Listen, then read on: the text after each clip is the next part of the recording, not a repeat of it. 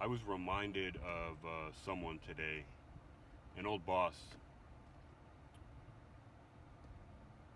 My mom was asking for a favor, and she asked for a favor, and then she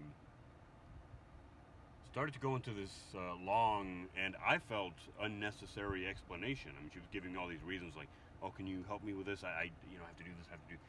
And I was gonna tell her, uh, "Okay, just you don't have to explain so much."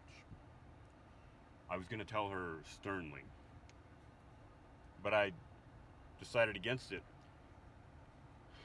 I was reminded of my old boss because he used to do the same thing to me. The difference was, and the reason I didn't respect him for doing this was that he was a control freak.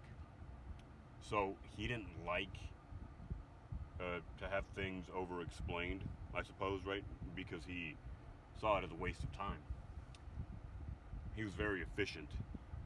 But at the same time, if he wanted to know something in depth, he didn't have a problem with poking and prodding, right? So he would create this environment where you would feel compelled to explain things in detail.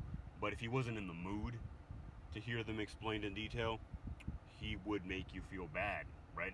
And it would depend on his mood. He was not what I would consider a stable person.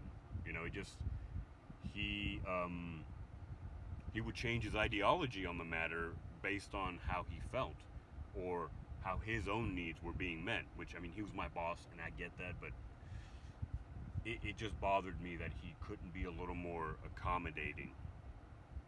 Um,